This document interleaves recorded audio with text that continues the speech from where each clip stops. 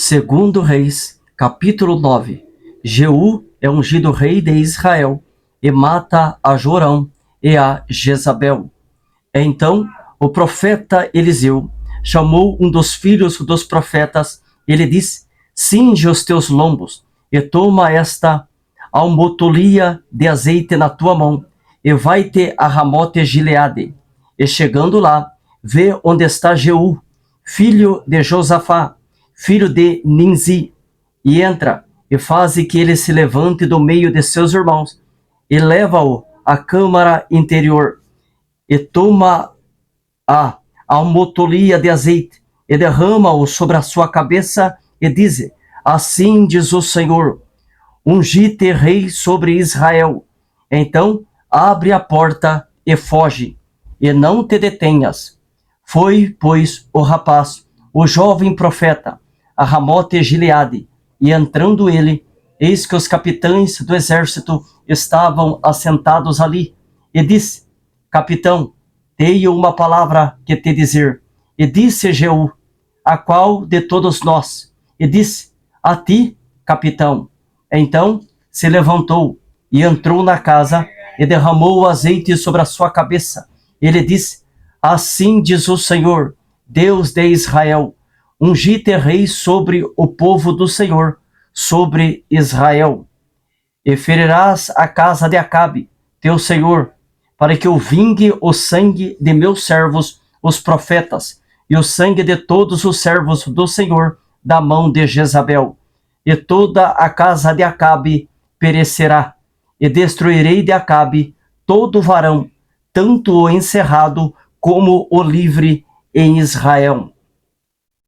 Porque a casa de Acabe hei de fazer como a casa de Jeroboão, filho de Nebate, e como a casa de Baasa, filho de Aías, e os cães comerão a Jezabel no pedaço de campo de Jezreel. Não haverá quem a enterre. Então abriu a porta e fugiu. E, saindo Jeú aos servos de seu senhor, disseram-lhe: vai tudo bem? Porque veio a ti este louco? E ele lhes disse: bem conheceis o homem e o seu falar.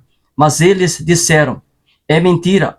Agora, fazendo-lo saber, e diz: assim e assim me falou, dizendo: assim diz o Senhor, ungi-te rei sobre Israel.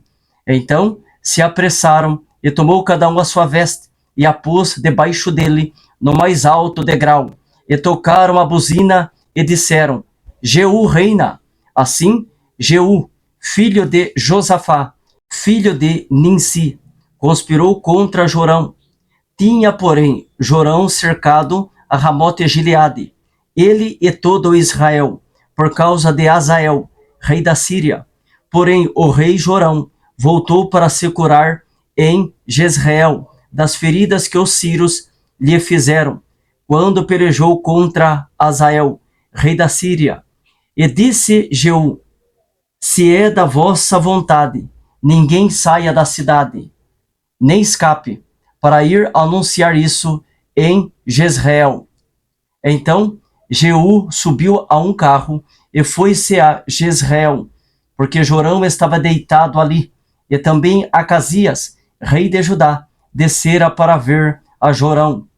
E o atalaia estava na torre de Jezreel, e viu a tropa de Jeú, que vinha, e disse: vejo uma tropa. Então disse Jorão: toma um cavaleiro, envia-lhe ao encontro, e diga: a paz. E o cavaleiro lhe foi ao encontro, e disse: assim diz o rei, a paz. E disse Jeú: que tens tu que fazer com a paz? Passa para detrás de mim. E o atalaia o fez saber, dizendo: chegou a eles o mensageiro, porém não volta. Então enviou outro cavaleiro, e chegando este a eles, disse: assim diz o rei, a paz. E disse Jeú: que tens tu que fazer com a paz? Passa para detrás de mim. E o atalaia o fez saber, dizendo: também este chegou a eles, porém não volta. E o andar parece como o andar de Jeú, filho de Ninsi, porque anda furiosamente. Então Disse Jorão: aparelha o carro. E aparelharam o seu carro. E saiu Jorão, rei de Israel, e Acasias, rei de Judá, cada um em seu carro. E saíram ao encontro de Jeú, e o acharam no pedaço de campo de Nabote, o jezreelita. E sucedeu que, vendo Jorão a Jeú, disse: a paz, Jeú. E disse ele: que paz, enquanto as prostituições da tua mãe Jezabel e as suas feitiçarias são tantas. Então Jorão voltou as mãos e fugiu, e disse a Acasias: traição há, Acasias. Mas Jeú entesou o seu arco com toda a força e feriu a Jorão entre os braços, e a flecha lhe saiu pelo coração e caiu no seu carro. Então Jeú disse a Bidecar, seu capitão: toma-o, lança-o no pedaço do campo de Nabote, o jezreelita, pois lembra-te de que, indo eu e tu juntos a cavalo após Acabe, seu pai, o Senhor pôs sobre ele esta carga, dizendo: por certo que, se eu não visse ontem à tarde o sangue de Nabote e o sangue de seus filhos, diz o Senhor, também não te pagaria neste pedaço de campo, diz o Senhor. Agora, pois, toma-o e lança-o neste pedaço de campo, conforme a palavra do Senhor. O que, vendo Acasias, rei de Judá, fugiu pelo caminho da casa do jardim. Porém Jeú seguiu após ele e disse: fere também a este no carro, a subida de Gur, que está junto a Ibleão, e fugiu para Megido e morreu ali. E seus servos o levaram no carro a Jerusalém e o sepultaram na sua sepultura junto a seus pais na cidade de Davi. E no ano 10º de Jorão, filho de Acabe, começou Acasias a reinar sobre Judá. E Jeú veio a Jezreel, o que, ouvindo Jezabel, se pintou em volta dos olhos, e enfeitou a sua cabeça, e olhou pela janela. E entrando Jeú pelas portas, disse ela: teve paz Zinri, que matou a seu senhor? E levantou ele o rosto para a janela, e disse: quem é comigo? Quem? E 2 ou 3 eunucos olharam para ele. Então disse ele: lançai-a de alto a baixo. E lançaram-na de alto a baixo, e foram salpicados com o seu sangue a parede e os cavalos, e Jeú a atropelou. Entrando ele, pois, e havendo comido e bebido, disse: olhai por aquela maldita, e sepultai-a, porque é filha de rei.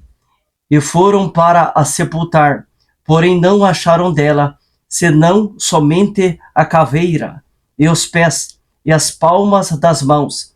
Então voltaram e lhe fizeram saber, e ele disse: esta é a palavra do Senhor, a qual falou pelo ministério de Elias, o tisbita, seu servo, dizendo: no pedaço do campo de Jezreel, os cães comerão a carne de Jezabel, e o cadáver de Jezabel será como esterco sobre o campo, no pedaço de Jezreel, que se não possa dizer: esta é Jezabel.